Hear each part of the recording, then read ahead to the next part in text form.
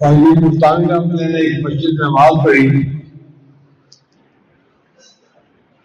تو مسجد کے امام سے مصافحہ ہوا.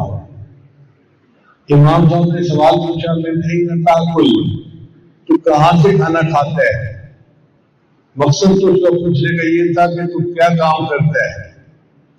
سوال اس نے کیا کر دیا من نہیں تاکل تو کہاں سے کھاتا ہے.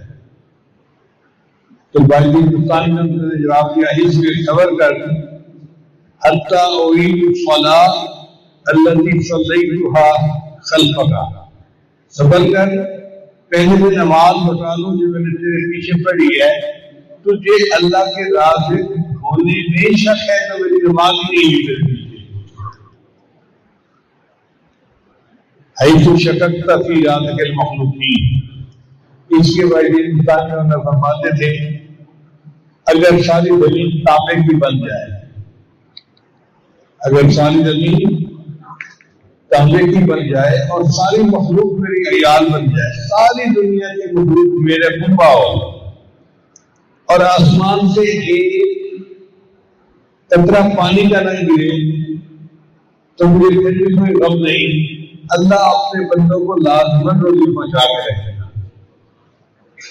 ایک آدمی نے کہا بھائی ہندوستان میں دیکھو کہ حضرت رزق کی بڑی پریشانی ہے. بولے کہ گھر جاؤ اور گھر کے جس فرد کا رزق تمہارے ذمہ میں ہے اس کو پکڑ کے پائے نکال دو اور جس کا رزق اللہ کے ذمہ میں ہے اس کو رہنے دو. بھائی اللہ نے تو سب کے رزق کا ذمہ لیا ہوا ہے. وما من دابۃ فی الارض الا علی اللہ رزقها، جو زمین میں جاندار ہے اس کا رزق اللہ کے ذمہ ہے تو اللہ رزق پہنچاتا ہے. تو جب اللہ رزق پہنچاتا ہے تو اللہ پہنچائے گا. ہم تو پریشان ہوتے ہیں. البتہ علماء نے 16 کام لکھے ہیں جن سے رزق میں فراخی ہوتی ہے، یعنی رزق کی 16 کنجیاں ہیں. تو آج کے اس بیان میں ہم رزق کی 16 کنجیوں کے بارے میں بتائیں گے. سب سے پہلی کنجی اہتمام کے ساتھ گھر کے سب چھوٹے بڑے مرد عورتیں نماز ادا کریں. نماز قضا نہیں ہونی چاہیے، چاہے فجر کی ہو چاہے عشاء کی ہو، نماز پابندی کے ساتھ سب پڑھنے والے بنتے ہیں. اللہ تعالیٰ فرماتے ہیں وَأَمُرْ أَهْلَكَ بِالصَّلَاةِ وَاصْطَبِرْ عَلَيْهَا لَا نَسْأَلُكَ رِزْقًا نَحْنُ نَرْزُقُكَ، ہم تجھ سے رزق نہیں کروانا چاہتے، رزق تمہیں ہم دیں گے. اب اللہ ذمہ لے رہے ہیں کہ تم نماز پڑھو، رزق تمہیں ہم دیں گے. اس کا مطلب یہ کہ نماز پابندی کے پڑھنے سے اللہ تعالیٰ رزق کی پریشانیوں کو ختم کر دیتے ہیں. پھر دوسرا ہے استغفار کی کثرت کرنا. جو بندہ استغفار کی کثرت کرتا ہے اللہ مال کے ذریعے اس کی مدد کرتا ہے. قرآن مجید میں اللہ تعالیٰ فرماتے ہیں استغفروا ربکم انہ کان غفارا یرسل السماء علیکم مدرارا ویمددکم باموال وبنین ویجعل لکم جنات ویجعل لکم انہارا. اللہ مدد کرے گا تمہاری مال کے ذریعے سے اور بیٹوں کے ذریعے سے اور اللہ تمہارے رزق میں برکتیں عطا فرمائے گا. چنانچہ حدیث مبارکہ میں آتا ہے من اکثر من الاستغفار جعل اللہ له من كل هم فرجا، جو استغفار کی کثرت کرتا ہے اللہ ہر تنگی میں اس کے لیے آسانی کر دیتے ہیں، ہر غم میں اس کے لیے اللہ راستہ کھول دیتے ہیں. ومن كل ضيق مخرجا، اور ہر تنگی سے نکلنے کا راستہ نکال دیتے ہیں. ورزقه من حيث لا يحتسب، اور اس کو ایسی طرف رزق دیتے ہیں جس کو اس کو گمان ہی نہیں ہوتا. اب یہ استغفار ہم پورا بھی پڑھ سکتے ہیں. استغفر اللہ ربی من كل ذنب واتوب الیہ، پورا استغفار ہے. اور اگر پورا نہیں پڑھ سکتے تو استغفر اللہ بھی پورا استغفار ہے. اب گھر کی عورتیں کھانا بناتے ہوئے یا جھاڑ پھونک کرتے ہوئے استغفر اللہ پڑھتے رہے، اللہ نے اس میں برکت دے گی. تو خامدوں کی غربت شکوے نہ کریں بیٹھ کے، استغفار کی کثرت کریں، نماز کا اہتمام کریں. اللہ تعالیٰ رزق میں برکت ڈال دیں گے اور غیر کی محتاجی سے محفوظ فرما دیں گے۔ پھر تیسری کنجی ہے انفاق فی سبیل اللہ۔ جو بندہ اللہ کے راستے میں خرچ کرتا ہے اللہ اس کو مال کم از کم 10 گنا واپس لوٹاتا ہے۔ حضرت خواجہ مالک صدیق رحمۃ اللہ کی خواجہ ہماری سال صاحبہ ہمیں بتایا کرتی تھی کہ حضرت کے پٹوی میں جب پیسے کم رہ جاتے تھے تو حضرت وہ بھی جس کی خرچ فقیر کو دے دیتے تھے۔ تو میں پوچھتی تھی کہ پہلے آپ کے پاس پیسے تھوڑے ہیں اور آپ نے یہ بھی فقیر کو دے دیے۔ حضرت سماتے تھے بٹوا خالی ہوگا تو اللہ خرید کے بھرے گا نا۔ اب جب یقین ہوتا ہے تو پھر انسان یوں سوچتا ہے کہ بٹوا خالی ہوگا تو اللہ اسے بھرے گا، اور واقعی پھر اللہ اس کو بھر دیتا ہے۔ اللہ فرماتے ہیں وَمَا تُنْفِقُوا مِنْ خَيْرٍ يُوَفَّ إِلَيْكُمْ، تم جو مال اللہ کے راستے میں خرچ کرتے ہو اللہ تمہیں واپس لوٹاتا ہے۔ بزرگوں کا قول ہے انفق انفق علیک، تم خرچ کرو اللہ تم پر خرچ کرے گا۔ عبداللہ نانا فرمایا کرتے تھے اللہ نے اپنے کچھ بندوں کو اس کام کے لیے مخصوص کیا ہوا ہے کہ اللہ ان کو ان کی ضرورتوں سے زیادہ مال دے دیتا ہے۔ مدارس مساجد ہیں ان میں خرچ کریں، اگر وہ خرچ کرتے رہتے ہیں اللہ ان کو مال دیتا رہتا ہے، اور جب یہ خرچ کرنا بند کر دیتے ہیں اللہ مال دینا بند کر دیتا ہے۔ چنانچہ ہمارے پاس بہت سارے کاروباری حضرات آتے ہیں۔ حضرت ایک وقت تھا مٹی کو ہاتھ لگاتے تھے سونا بن جاتی تھی، آئی تو سونے کو ہاتھ لگائیں تو مٹی بن جاتا ہے۔ بھئی جب مٹی سونا بن جاتی تھی تو تمہیں جو کچھ مال ملتا تھا وہ تمہارا ذاتی نہیں تھا، اس میں غریبوں کا بھی حصہ تھا۔ تم نے اللہ کے راستے میں اس کو خرچ نہیں کیا تو اللہ نے دینا بند کر دیا۔ آپ دیکھیں ڈاکیے کا کام ہوتا ہے کہ وہ ڈاک کو اس کے جو بندہ ہوتا ہے اس تک پہنچاتا ہے۔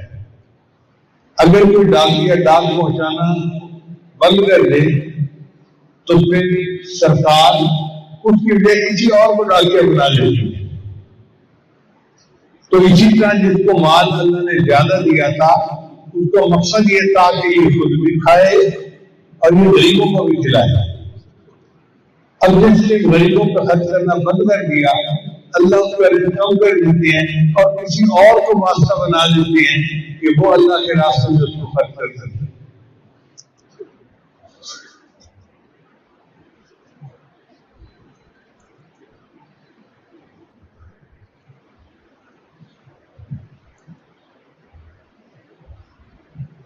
کہتے ہیں کہ حضرت موسیٰ علیہ السلام کے زمانے میں ایک آدمی تھا جو بہت غریب تھا، روٹی کا قصہ تھا۔ اس نے موسیٰ علیہ السلام سے آ کر فریاد کی کہ آپ کلیم اللہ ہیں، اللہ سے ہم کلامی کرتے ہیں، اور جب آپ کو رسول پہ جائے نا تو آپ اللہ سے یہ سوال کرنا کہ یا اللہ میری پوری زندگی کا رزق مجھے ایک ہی دفعہ مل جائے، میں چند دن تو پیٹ بھر کے کھانا کھا لوں، پھر موت آنی ہے تو مر جاؤں گا۔ چنانچہ موسیٰ علیہ السلام نے دعا کی اور اللہ نے اس کو جو پوری زندگی کا رزق وہ دے دیا۔ وہ کچھ بکریاں تھی، کچھ تھوڑا بہت ایسے تھا، گندم کی بوریاں تھی فلانا۔ اب موسیٰ علیہ السلام اپنے کام مصروف ہو گئے۔ کوئی سال دو سال کے بعد موسیٰ علیہ السلام کو خیال آیا کہ جس بندے کے لیے میں نے دعا کی تھی کہ پوری زندگی کا رزق اکٹھا مل جائے، پتہ نہیں وہ کس حال میں ہے۔ جب جا کے دیکھا تو جناب اس نے تو محل بنایا ہوا ہے اور بڑے خدام ہیں اور کھانے ہیں اور دسترخوان لگے ہوئے ہیں اور آج کی زندگی گزار رہے ہیں۔ تو موسیٰ علیہ السلام بڑے حیران ہوئے، اس کا رزق تو تھوڑا سا تھا، اب اس کے پاس اتنا رزق کہاں سے آ گیا؟ تو جب انہوں نے کوسود پر اللہ تعالیٰ سے پوچھا کہ یا اللہ اس کے پاس اتنا رزق ہے تو اللہ تعالیٰ نے فرمایا میرے پیارے کلیم اگر یہ اپنی ذات پہ خرچ کرتا تو رزق اتنا ہی تھا جو ہم نے دے دیا تھا، اس سے نفع کا سودا کیا، اس نے اس اپنے رزق میں سے مہمانوں کو بھی کھلانا شروع کر دیا، اور جو اللہ کے راستے میں کھلاتا ہے میں اس کو 10 گنا واپس لوٹاتا ہوں۔ اس تجارت میں اس کو نفع زیادہ ہوا اور آج یہ लाखोपति बन के जिंदगी गुजारा।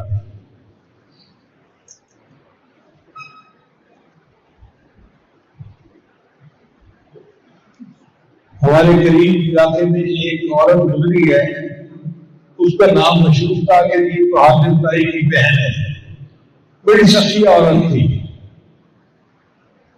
उसका ये दस्तूर था कि उसके घर के करीब से जो कोई गुजरता वो उसको बिठाती, खाना खिलाती और फिर गई। अल्लाह की शान देखें कि गांव जो है वो बिल्कुल सड़क के किनारे पे था। अब जो देहात के लोग होते थे वो सड़क पे आते और वहां से बस लेके शहर आते थे कि साया मिल जाएगा। तो हामिद गांव का नंबरदार था, उसने कहा ठीक है, चुनांचे उसने एक छत बना दी। अब लोगों को जब बैठने के लिए जगह मिल गई तो लोग आते और इंतजार में वहां बैठ जाते। फिर उस औरत ने सोचा कि मेहमान आते हैं, बैठे रहते हैं इंतजार में, प्यास लगी होगी, किसी को भूख लगी होगी, क्यों ना मैं इनको लस्सी पिला दिया करूं। अब लस्सी तो देहातों में हर घर में मिलती है, पिलाती को लस्सी भेज देती और लोग वहां बैठते और पीते और आराम से रहते। फिर कुछ अर्से बाद उसको ख्याल आया कि मैं सिर्फ लस्सी भेजती हूँ, अगर किसी को भूख लगी होगी तो क्या होगा, तो उससे रोटियां बनानी शुरू कर दी। अब जब लोगों को खाने के लिए रोटी भी मिली, लस्सी भी मिली, तो लोग प्रोग्राम ही इसी तरह बनाते हैं। देहात से चलते कि जी हम फलां जगह जाएंगे और रात खाना खा के वहीं पर रहेंगे और अगले दिन बस लेके शहर चले जाएंगे। और शहर वाले प्रोग्राम बनाते, हम चलते हैं, रात को वहां पहुंचेंगे, खाना खाएंगे, रात गुजारेंगे, अगले दिन गाँव में चले जाएंगे। अब भी 200-300 बंदों का इज्तिमा होने लग गया। अब जब 200-300 बंदे रोज खाना खाते तो कुछ हासिल किस्म के लोग होते हैं जिनकी आंखों में बात, यार तुम पैसे घर से तोड़ के लाते हो? नहीं, मैं तो कमाता हूँ, रही जमीन है। उन्होंने कहा यार ये जो तुम 200-300 बंदों को रोज खाना खिलाते हो ना, तो ये तुम्हारी बीवी तुम्हें कंगाल कर देगी। उन्होंने ऐसे खामिद के कान भरे कि खामिद ने फैसला कर दिया कि जी ठीक है, ये मुफ्त खाना खा जाते हैं, हम आज के बाद खाना नहीं देंगे। दस्तरखान बंद कर दिया गया। बीवी को पता चला तो बीवी को सदमा तो बड़ा हुआ, मगर वो समझदार थी, उसने खामिद से बात नहीं की। एक दिन गुजरा तो बीवी बड़ा गमज़दा थी, घर में थी, तो खामिद ने महसूस किया कि इसकी तबीयत बुझी बुझी है, ये हंस मुस्कुरा के बात नहीं कर रही। तो खामिद ने बीवी से पूछा क्या हुआ, आज तुम जरा डिप्रेस नजर आती हो? उसने कहा तबीयत खराब है बस। तो खामिद ने कहा कि क्या ख्याल है, चलो मैं तुम्हें जमीन दिखाने के लिए ले चलता हूँ, जरा खुली हवा में जाओगी और फसलें देखोगी तो तुम्हारा दिल खुश हो जाएगा। उसने कहा बहुत अच्छा। चुनांचे बीवी अपने खामिद के साथ अपनी जमीनों पर आ गई। अब वहां पर थोड़ी देर तो फसलें देखी गई, फिर एक जगह कुआं चल रहा था, वो आई और कुएं के पास आकर बैठ गई। खामिद ने पूछा क्या कर रही हो? उसने कहा बस मैं देख रही हूँ, कुएं को देख रही हूँ। काफी देर के बाद खामिद ने कहा कि देर हो गई, चलो वापस घर चलते हैं। उसने कहा ठीक है चलते हैं, लेकिन देख पीछे रही। तो खामिद करीब आया और उसने आके पूछा कि अल्लाह की बंदी तुम कुएं में क्या बैठी देख रही हो? उसने कहा मैं देख ये रही हूँ कि खाली डोल कुएं के अंदर जाते हैं और वापसी भर के पानी से बातें हैं, फिर खाली जाते हैं, फिर भर के आते हैं, और मैं देख रही हूँ कि कुएं का पानी खत्म ही नहीं हो रहा। उसने कहा अल्लाह की बंदी कुओं के पानी कभी खत्म नहीं होते, ये खाली डोल जाते रहेंगे, भर भर के आते रहेंगे, तुम दिन रात बैठी रहो यही मंजर देखोगे। और उसने कहा अच्छा, अगर कुएं का पानी कम नहीं होता, खाली डोल जाते हैं भर के वापस आते हैं, जारी कर दिया था। मुसाफिर खाली पेट आते थे और पेट भर के जाते थे। आपको क्यों डर हो गया कि कुएं का पानी खत्म हो जाएगा? उसके बाद उसके सामने ने कहा कि मैं दस्तरखान को कभी बंद नहीं करूंगा जब तक वो औरत जिंदा रही। दस्तरखान चलता रहा और 200-300 आदमी रोज वहां पे खाना खाया करते थे।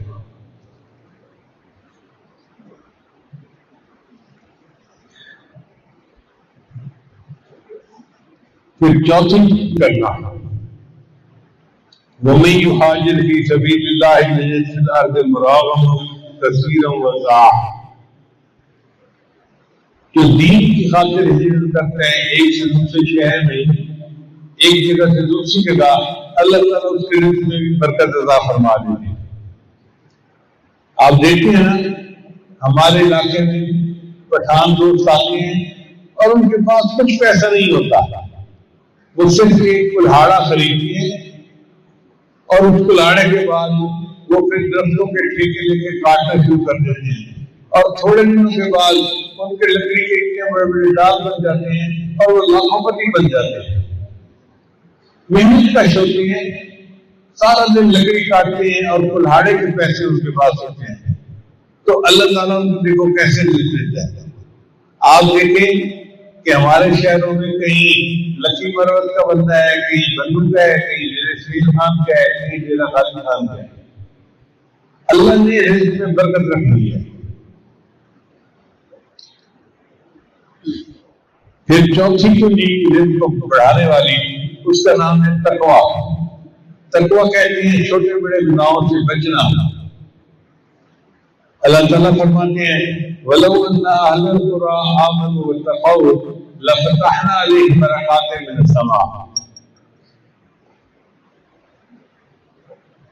اگر یہ بصیرتوں والے ایمان لاتے اور تقویٰ کو اختیار کرتے، ہم آسمان اور زمین سے برکتوں کے دروازے پر کھول دیتے۔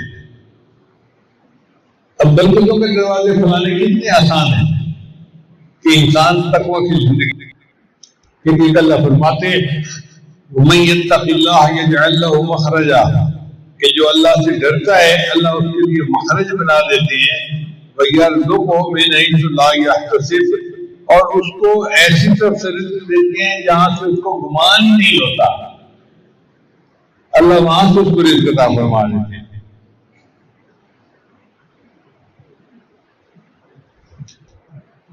سفیان ثوری رحمۃ اللہ فرماتے تھے اتق اللہ، تم اللہ سے ڈرو، فما رأیت تقیا محتاجا، میں نے اپنی زندگی میں کسی متقی بندے کو محتاج نہیں دیکھا۔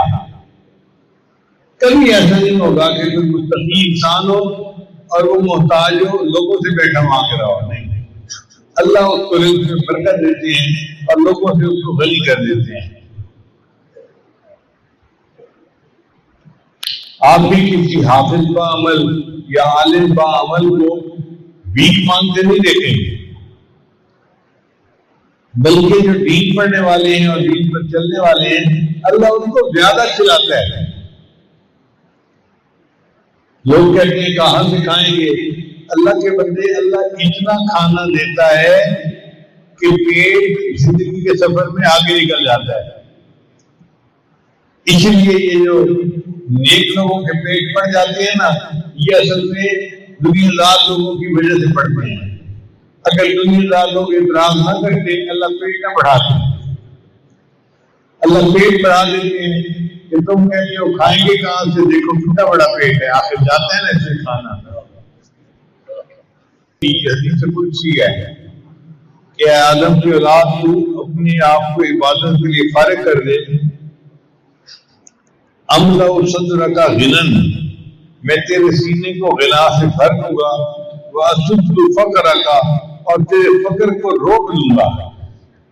اب اللہ وعدہ فرماتے ہیں کہ تو عبادت کے لیے اپنے آپ کو فارغ کر، میں تجھے غنی بنا دوں گا اور میں تیرے فقر کو ختم کر دوں گا۔ تو پھر اس سے زیادہ اور گارنٹی کس چیز میں ہو سکتی ہے؟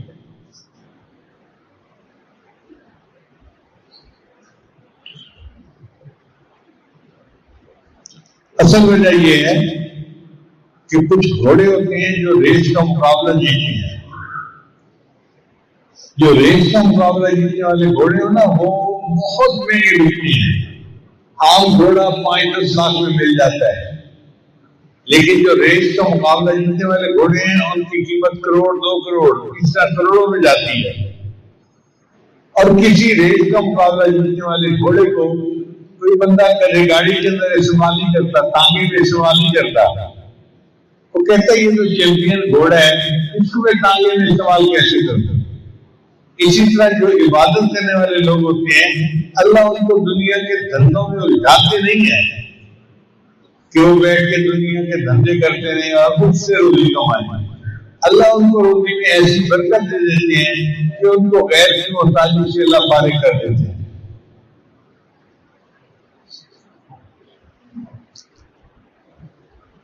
رزق کی چھٹی کنجی کثرت سے حج، حدیث مبارکہ میں آتا ہے حج اور عمرہ فقر کو اور گناہوں کو اس طرح دور کرتے ہیں جس طرح بھٹی سونے چاندی کی میل کو دور کر دیتی ہے۔ آگ کی بھٹی میں سونے کو پگھلاؤ نا تو کھوٹ الگ ہو جاتا ہے، سونا الگ ہو جاتا ہے۔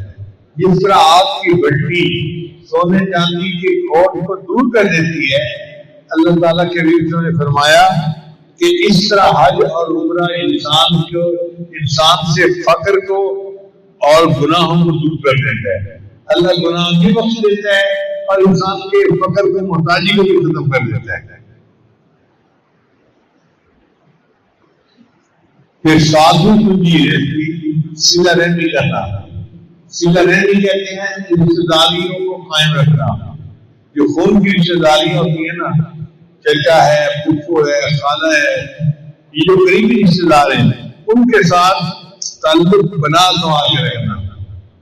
ہاں اگر اختلافات زیادہ ہیں تو بہت محبت کا تعلق نہ صحیح، مگر کم از کم سلام دعا رکھنی چاہیے اور حال احوال پوچھتے رہنا چاہیے۔ قدم کل کی کر دینا، بول چال بند کر دینا، یہ چیز اللہ نے منع فرما دی۔ آج کل تو ذرا سی بات سے بہن بھائی آپس میں بولنا بند کر دیتے ہیں، دو بھائی آپس میں بولنا بند کر دیتے ہیں، قریبی رشتے دار بند کر دیتے ہیں۔ یہ قطع رہنے اللہ کو سخت ناپسند ہے اور بندے کے لیے جہنم جانے کا سبب بنتی ہے۔ اور جو بندہ صلہ رحمی کرتا ہے، رشتے داروں کے ساتھ اچھا تعلق رکھتا ہے، بنا کے رکھتا ہے، اس کے بدلے اللہ اس کے رزق میں اور عزت میں برکت عطا فرما دیتے ہیں۔ حدیث مبارکہ ہے، نبی اسلام نے ارشاد فرمایا من احب ان یزاد فی عمرہ برزق و یزاد فی رزقہ فلیصل رحمہ، جو بندہ چاہے کہ اس کے رزق میں اور اس کی عمر میں برکت ہو جائے، اس کو چاہیے کہ صلہ رحمی کرے، رشتے داروں کے ساتھ اچھا سلوک رکھے تو اللہ اس کے رزق میں اور عمر میں برکت عطا فرمائے۔ اب آپ بتائیے ان سے زیادہ اور آسان بات کیا ہو سکتی ہے؟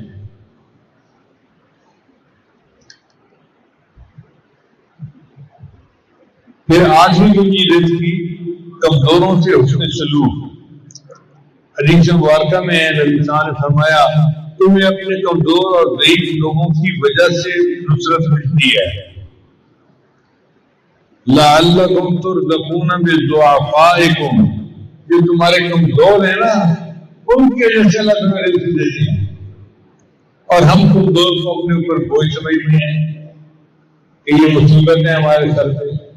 مصیبت نہیں ہوتی، اللہ کی طرف سے رزق ان کی وجہ سے مل رہا ہوتا ہے۔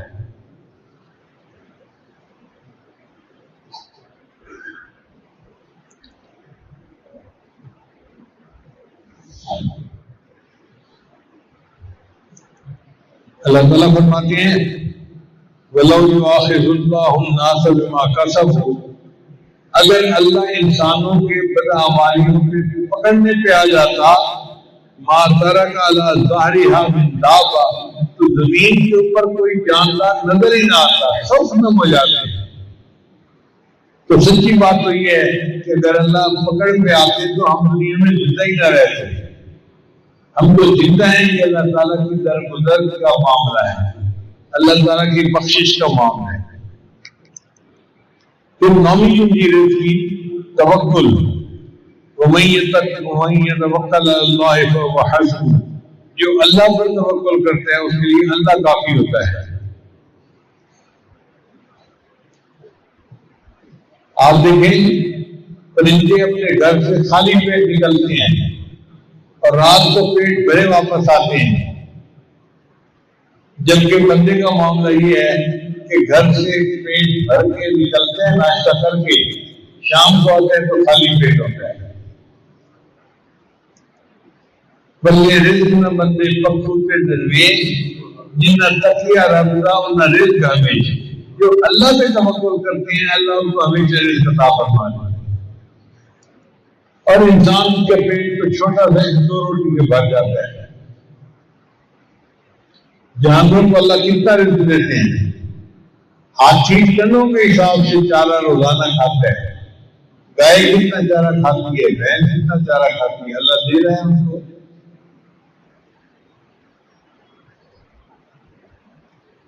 ایک مچھلی ہے اس کو کہتے ہیں ویل مچھلی، بلو ویل۔ وہ بلو ویل اتنا کھانا کھاتی ہے کہ اس کا ایک دن میں وہی 100 کلو وزن روزانہ بڑھتا ہے۔ بندے کا تو وزن ہی 100 کلو ہوتا ہے ٹوٹل، اس کا وزن ایک دن میں 100 کلو بڑھ رہا ہوتا ہے۔ اگر اللہ اس کو اتنا رزق دے رہے ہیں تو ہمیں 2 روٹی رزق نہیں عطا فرمائیں گے؟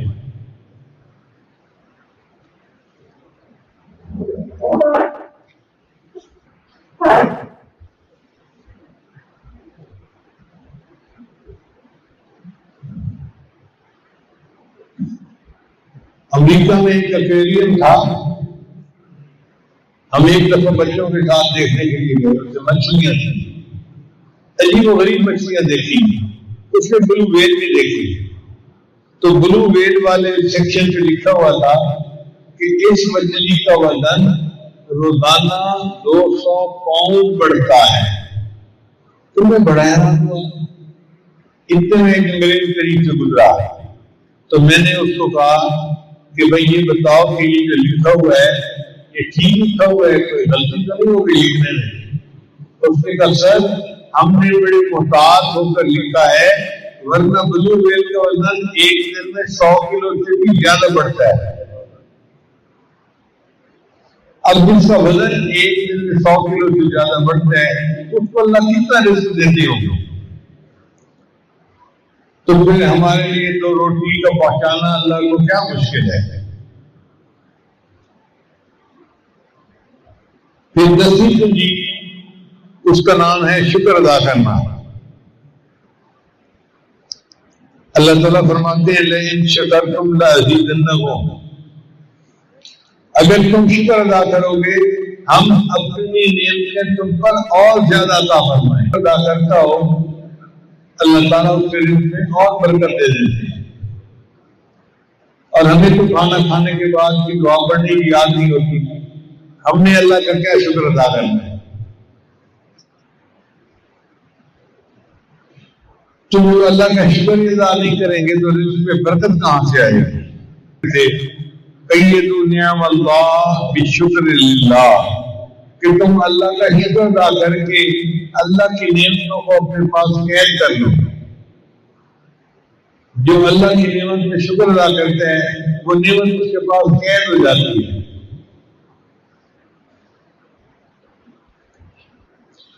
ابن عطا اسکندری رحمۃ اللہ فرماتے ہیں من لم یشکر النعم فقد تعرض لزوالها، جو نعمت پہ شکر ادا نہیں کرتا وہ اس نعمت کو زائل ہونے کے لیے پیش کر دیتا ہے، اللہ مجھے یہ نعمت مجھے چاہیے واپس لے لو۔ ومن شکرها، اور جو نعمت کا شکر ادا کرتا ہے بچوں کو باوضو گزارنے کی تعلیم دیتے ہیں۔ تو اگر آج کے دور میں بھی ایسے لوگ دنیا میں موجود ہیں جو اپنے بچوں کو باوضو زندگی گزارنے کی تعلیم دیتے ہیں تو اس پر تو ہم بھی عمل کر سکتے ہیں۔ اب غریب آدمی شکوے کرتے ہیں میں کیا کروں رزق کی پریشانی کے لیے، بھئی آسان طریقے ہے باوضو رہنے کی عادت ڈالو، اللہ رزق میں برکت عطا فرمائے۔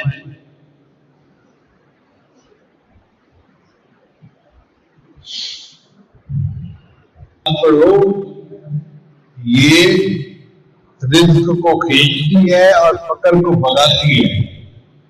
چاند کی نماز کہتے ہیں جو دن کے 10-11 بجے پڑھی جاتی ہے۔ عام طور پہ مرد حضرات 8 بجے تک اپنے دفتروں میں اپنے کاروبار میں اپنی زمینوں پہ چلے جاتے ہیں کام کاج کے لیے، عورتیں فارغ ہو جاتی ہیں۔ جب عورتیں فارغ ہو جائیں ان کو چاہیے کہ گھر کے کام سمیٹیں اور پھر وضو کر کے مصلی پہ بیٹھ کے چاش کی نماز پڑھ کے رزق کی برکت کی دعا مانگے، اللہ ان کے سامنے کے رزق میں برکت عطا فرمائے۔ شکوے تو کرتی ہیں کہ خامد کی نوکری اچھی نہیں، خامد کا کاروبار اچھا نہیں، اللہ کی بندی دعا آپ بھی تو نہیں کرتی۔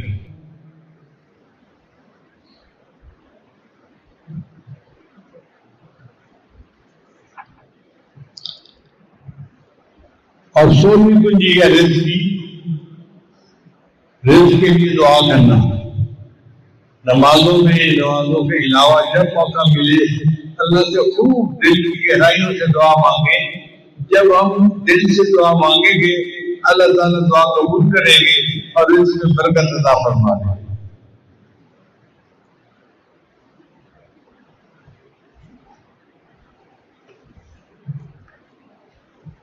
آج اس رات میں ہم نے رزق کے بارے میں عنوان کیوں چنا؟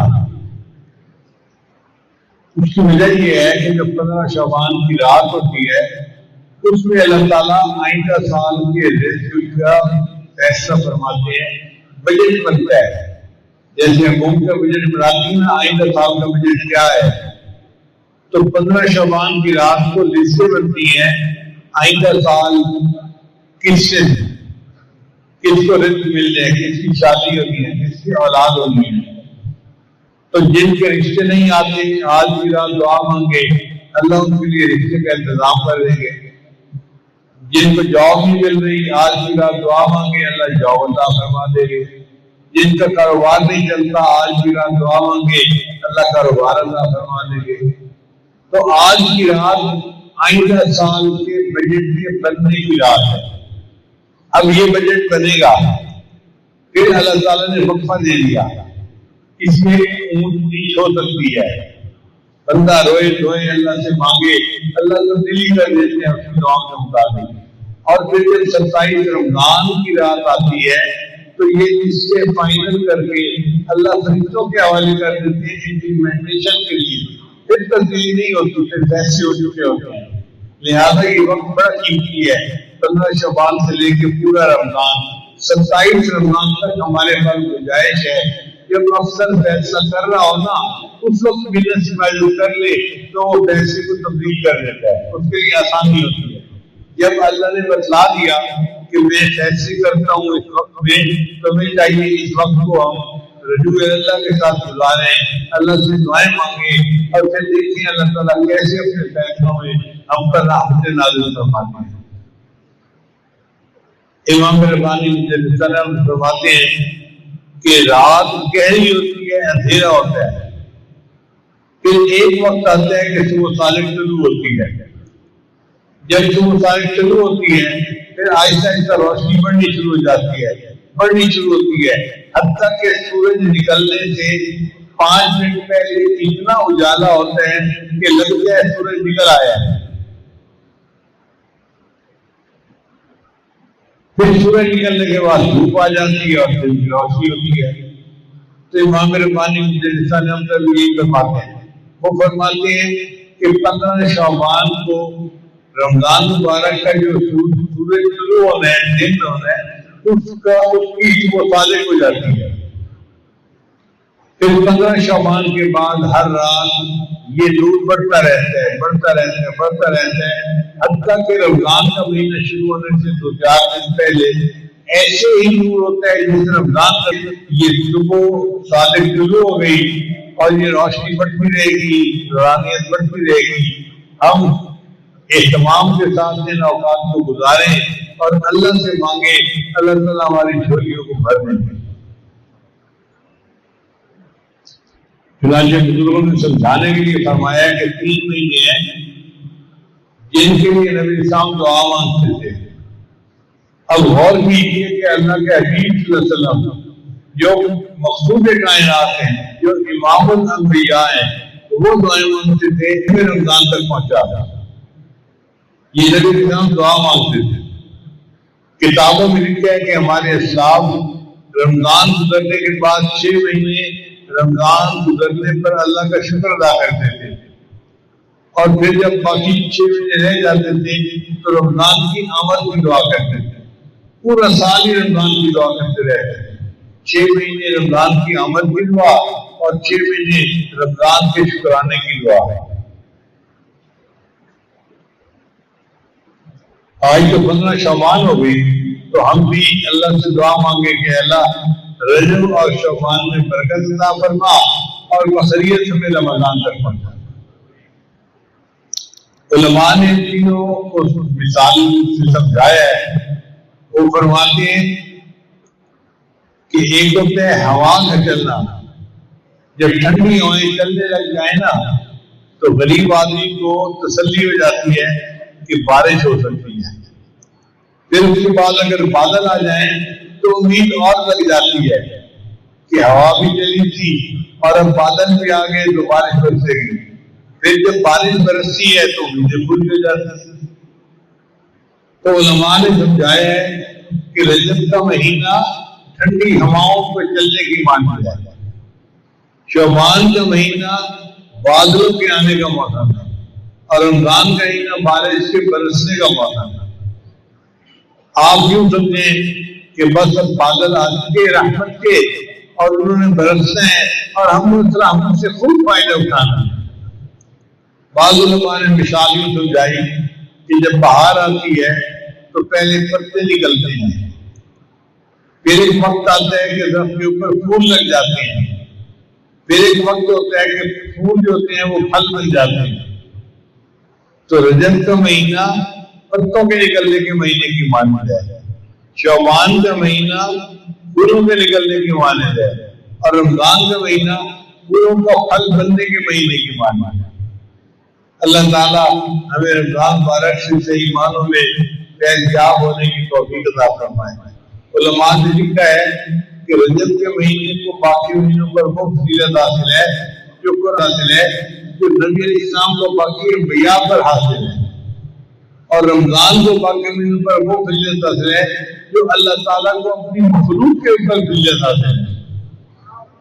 جب اتنی عظمت والے مہینے آ رہے ہیں تو یہ ہماری خوش ہوتی ہے اللہ تعالیٰ ہمیں ان مہینوں کو عبادت کے ساتھ تقوی کے ساتھ گزارنے کی توفیق عطا فرمائے، اور جتنے حضرات دور قریب سے یہاں آئے ہیں اللہ سب کے رزق میں برکتیں عطا فرمائے اور سب کو خوشیوں کے ساتھ یہاں سے واپس لوٹائے۔